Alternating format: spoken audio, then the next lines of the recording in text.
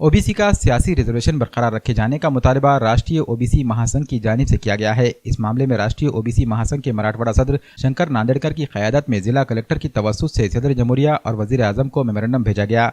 वाज़ेह है कि गुज़िश्ता रोज़ supreme court ने महाराष्ट्र के मुख्तलिफ मकामी इदारों के इलेक्शन में ओबीसी रिजर्वेशन देने के मामले पर रोक लगा दी थी। सुप्रीम कोर्ट के अहकामात के बाद रियासती इलेक्शन कमीशन ने महाराष्ट्र में जहां जहां हो रहे ज़ैली इंतखाबात के लिए ओबीसी नशस्तों पर रोक लगा दी। ओबीसी के सियासी रिजर्वेशन पर रोक लग जाने से ओबीसी समाज सख्त नाराज हो गया है। रिजर्वेशन को बरकरार रखने के लिए मुख्तलिफ तंजीमों की जानिब से मरकजी व रियासती हुकूमतों से मुतालबा किया जा रहा है। जिला कलेक्टर दफ्तर पहुंचे वफ्द में मराठवाड़ा सदर शंकर नांदेड़कर के अलावा ललिता कुम्हार, जिला सदर गणपत राव पाचंगे, अरुणा पुरी व दीगर जिम्मेदारान मौजूद थे।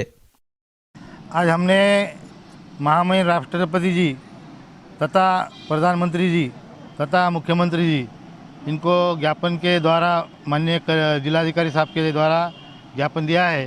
ये ज्ञापन के जो मांग है इसमें स्थानिक स्वराज संस्था जो उसमें संकट में उसका जो आरक्षण आने वाला है और इम्पीरियल डाटा जो केंद्र सरकार ने राज्य सरकार को देना चाहिए और ओबीसी की जो जात गणना है जनगणना वो सर्व जाति धर्म के हमारे जो ओबीसी के उनकी सेपरेट करना चाहिए।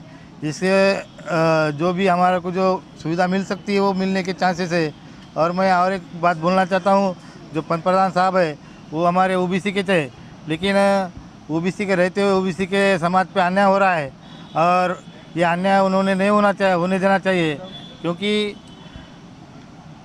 वोट लेने के लिए उन्होंने हमारे को आश्वासन देते, लेकिन हमारी जो सुविधा है उसके लिए कुछ काम करने के लिए हमारे को कुछ ये नहीं देते। इसलिए हमने वो आज ज्ञापन दिया है। और अगर हमारे को सिर्फ वोट के पूर्ता अगर हमारे को उनको वापरते होंगे तो हम इसका उनको जवाब देंगे।